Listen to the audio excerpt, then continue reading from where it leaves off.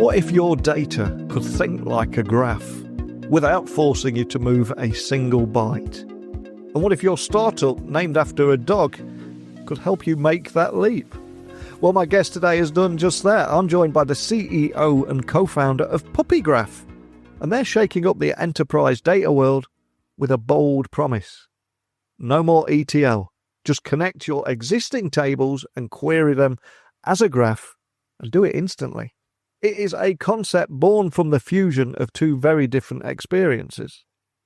A graph database startup and Google's legendary F1 query engine. And out of that, an unlikely pairing came.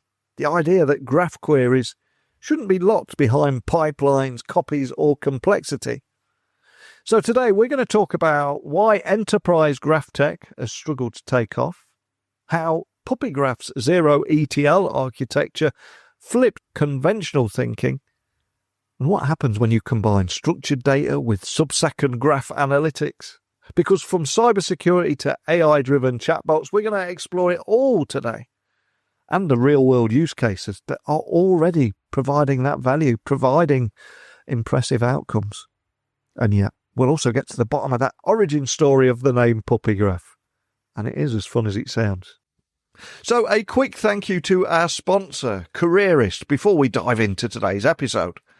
Because not everyone wants to spend their time learning how to code to get that elusive career in tech. And with Careerist QA Bootcamp, you don't have to. In just 4 months, you can have live training, a remote internship, and a career coaching that sets you up for success. Because in a world of job layoffs, QA is one of the fastest growing fields in tech.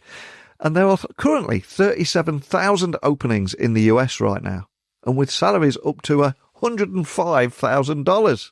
And Careerist grads, they're working at companies in 42 states, and with a very highly respectable 4.7 star Trustpilot rating, I think it's clear the model seems to work. And remember, if you don't land a job within a year, you get your tuition fees back. So what's the catch? Well, the only catch really is that the seats for the next class won't last. So you'll find the link in the show notes. Check it out. Let me know how you get on. Maybe I can get you on the podcast when you get that career in tech and tell me about your journey. But enough from me. Let's get my guest on now. So a massive warm welcome to the show. Can you tell everyone listening a little about who you are and what you do? Hi, everyone. It's a great honor for me to be here. And I'm the CEO and co-founder of PuppyGraph. And we build a graph query engine on your existing data. Query your data as a graph without ETL. And I've got to ask, I always like to find out more about the origin story of my guest. So what was it that inspired the zero ETL architecture at PuppyGraph? And how does it challenge maybe the traditional assumptions around graph databases that need separate storage and pipeline infrastructure? Tell me more about that. Yeah, since it's a kind of a merge of my previous two jobs. And my first job is at a graph database startup called TigerGraph, and my second job is in Google F1 team, a unified SQL query engine inside Google. And then I think, this is a very interesting design since F1 can query all the data inside Google without moving it. I think if this can support graph query language, it will be benefit more since it's a remove I think the major blocker of graph technology. Yeah. And while PuppyGraph claims sub-second performance on massive data sets, I've got to ask, how do you ensure query reliability and performance consistency in real-time environments where latency is much more critical in areas like fraud detection or security analytics? Yeah, since we have several ways to handle this problem. Since I talked with some of our friends from Trino and Spark, and they have been built some graph engine on top of other engine like Spark or SQL query engine, but it's slow because it's not optimized for graph. What we are doing is that we define the basic operator at node action and edge action, and the input is a collection of nodes or a collection of edges. After that, any graph query can be a combination of node action and edge action, and then we can do the cost-based optimization. And for single action, and because the input is a collection of nodes or edge, then we can do it parallelly and also vectorize the evaluation. In this case, we can make it very fast. And at the same time, we are a distributed engine, so more machine, better performance. So people can always pay more for hardware to speed it up. This is very different from most of the graph database on the market. And one of the persistent barriers to graph analytics adoption has always been developer experience. So, what steps have you taken at PuppyGraph to make graph schema creation and query authoring more accessible to teams used to SQL, for example? Yeah, when I have my experience at TigerGraph, we engage with a lot of customer.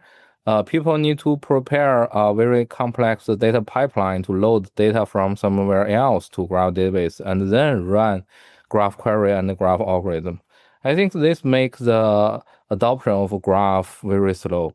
And since if even if people change their mind of their graph schema, they need to reload all the data, which is a disaster.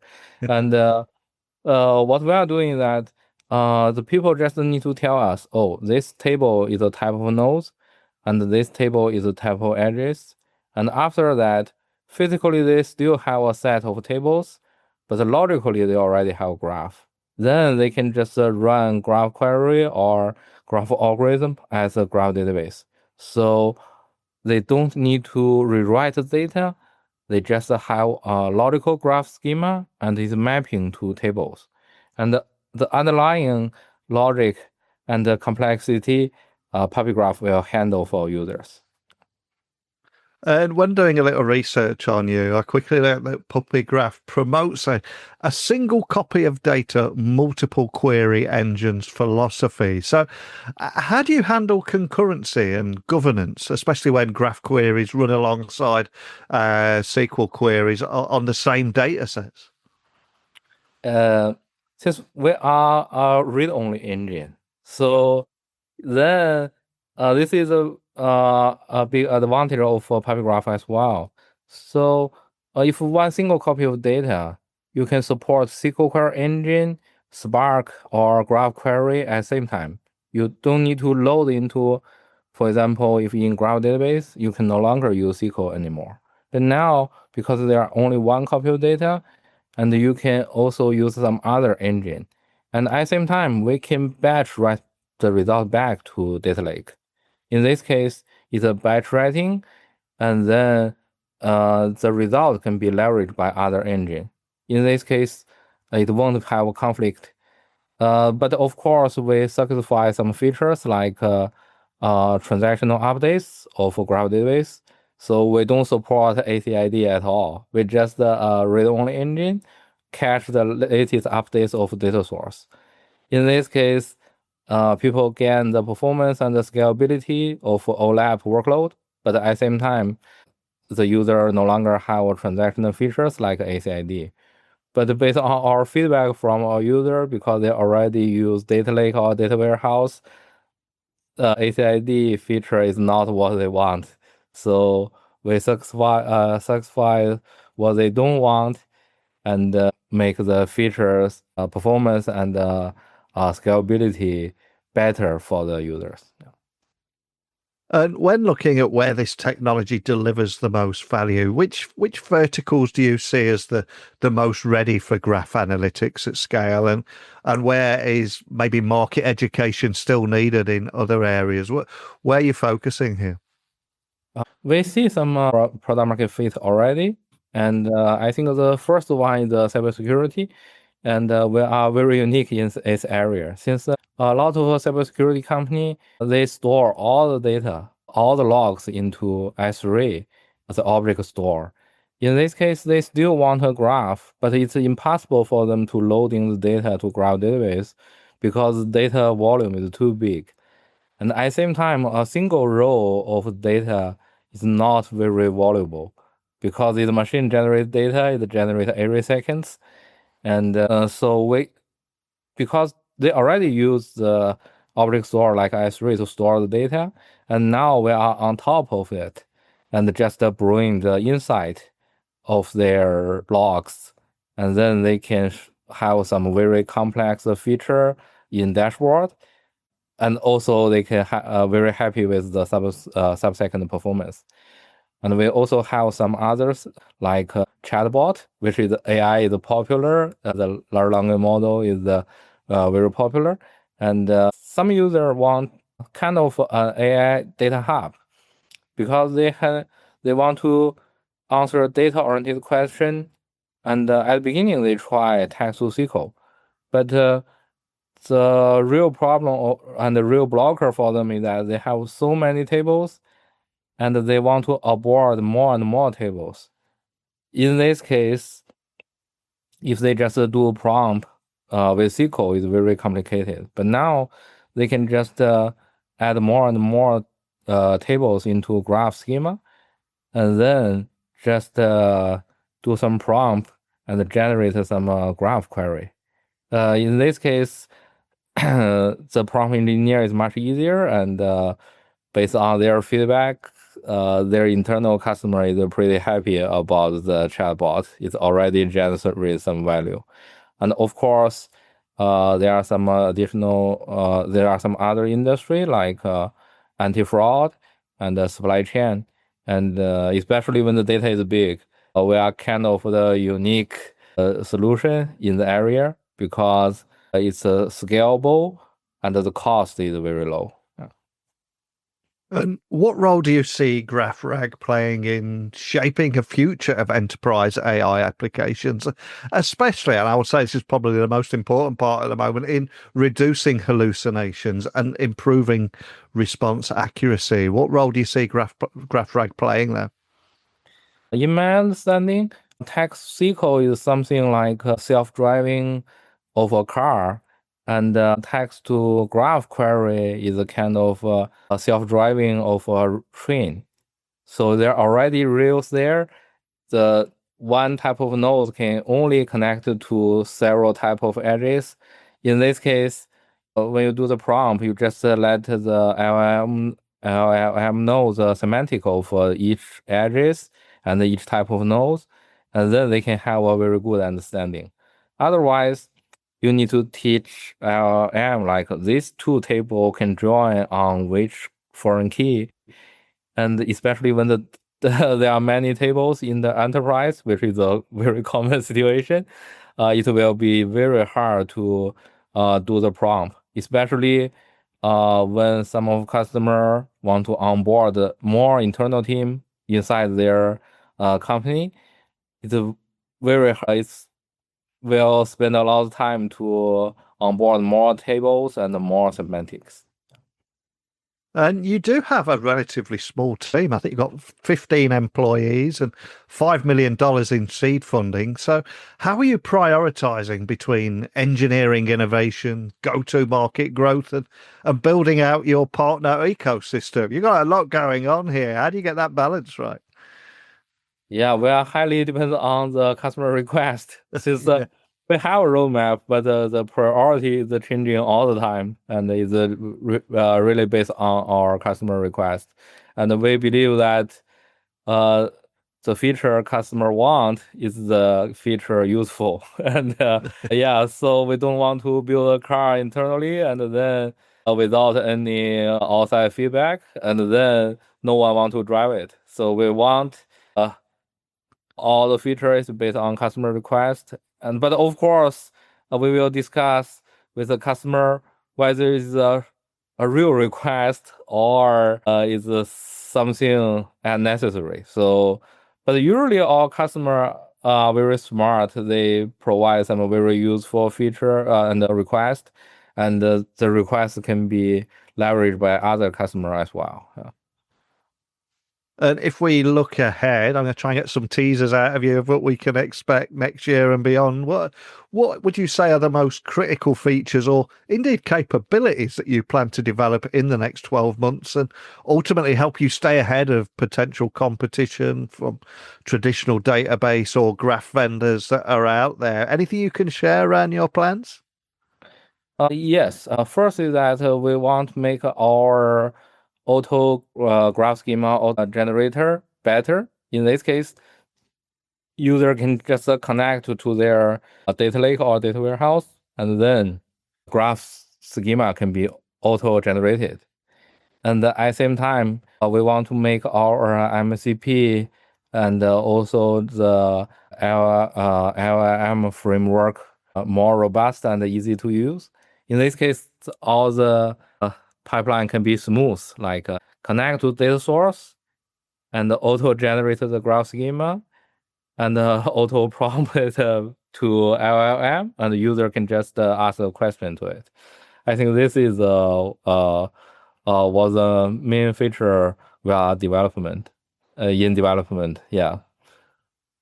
Exciting times ahead. And today on this podcast, you've shared your origin story with me, where you are now, what you're building for the future. But of course, none of us are able to achieve any success without a little help along the way. So as we come full circle, if you look back at your career, is there a particular person you might be grateful towards who helped you get you where you are? Maybe we can give that person a shout out to today, but who would it be and why?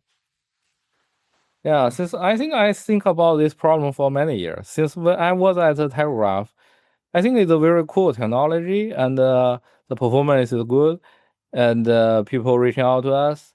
We already have some branding, but it's still hard to the graph technology is still hard to be adopted, and since it's a very different very different than academia. Since when I was a PhD.